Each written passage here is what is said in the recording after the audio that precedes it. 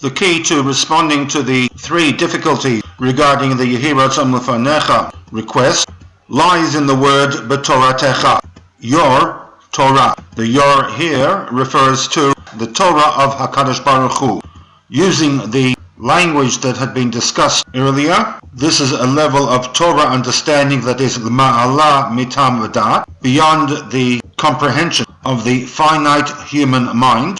This is a level of Torah that comes as a matana through nitaruta de la'ela at the discretion of HaKadosh Baruch Hu.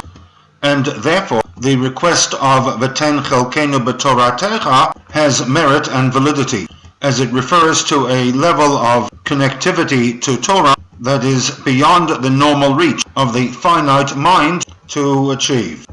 And therefore, the suggestion in the Diyukim that a better option for the Yehi Ratzon would have been V'ten chelek b'Torah does not align itself with the content of V'ten chelkenu b'Toratecha as interpreted by the Rebbe in the SICHAH. As noted earlier, the matana component of Torah, the itaruta de la'ela, comes as a reward to the human being who has involved him or herself in serving HaKadosh Baruch Hu to the best of their abilities. So while there is no direct return for the limud HaTorah on the part of the individual in terms of reaching levels that are lamala mitam v'dat, for this is allocated totally at the discretion of HaKadosh Baruch Hu, nevertheless it does come in response to the commitment of the individual, and hence access to the level of B'Toratecha can only come after our own commitment and fulfillment in the area of Torah and mitzvot, and comes on account of the hana'ah that HaKadosh Baruch Hu receives kaviyachol from that v'chelkeinu.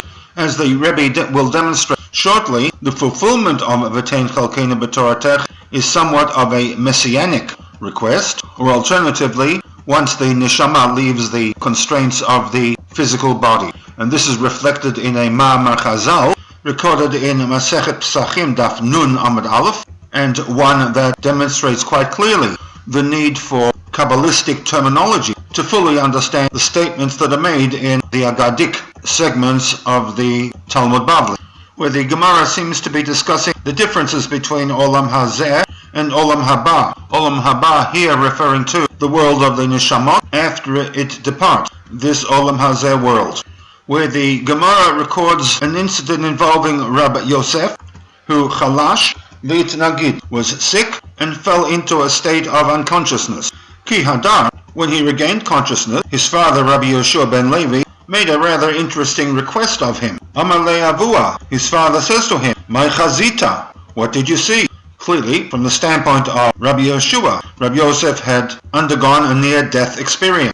In Kabbalistic Hasidic terminology, we would call this an aliyat haneshama, a condition that is referred to in the recitation of the Asara Harugim Malchut as part of the avoda of Yom Kippur Musaf Tfilot. Anyway, Amar le, Rav Yosef responded that Olam Hafuch Ra'iti. What I saw from this vision during the Aliyat Haneshama was a topsy-turvy world, that Elyonim Lamata, that whatever is high in this world is Vatachtonim Lama'ala. In the world of the Neshamot, specifically the world of Bria, turns out to be at the bottom. Whether this refers to attitude, wealth, status, this is left to the pulpit rabbis, etc. to interpret. Amar lo, the father responds to Rabbi Yosef's description of the world of Bria, that Beni, my son, Olam Barur Ra'ita. What you experienced was a world of clarity. In other words, that world is a world of truth.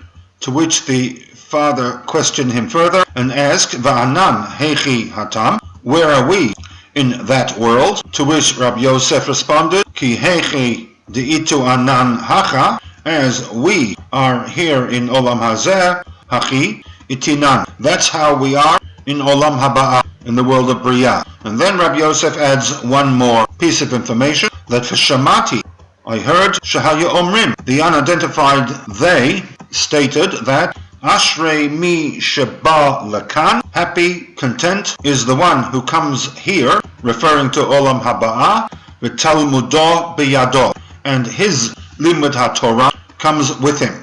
Of course, as with all Midrashic Agadic type of material, one can never be sure of the accuracy of one's interpretations. This material usually is in the realm of Sod. All one can do is apply the tools that one has to explain these esoteric type statements. Using the terminology that we have covered up till this point in time, one might suggest that the Kan would be analogous to the Torah Techa in the request of the Yehi Ratzon Lefanecha, a level of Torah that is beyond the limitations of the human being in a physical body, one that can be accessed only when one's neshama returns to Olam HaBriyah, the world of the neshama, and that the V'chelkeinu is analogous to the Talmudai B'yado, that chelek in Torah, the Itaruta Delatata, that one studied to the best of one's ability in Olam Hazeh, and for which one, at the discretion of HaKadosh Baruch Hu, would have access to the Torah Techa. And hence the request of V'ten Chelkeinu B'Torah Techa, according to this explanation, embodies an extremely profound and complex aspect of the God-man relationship.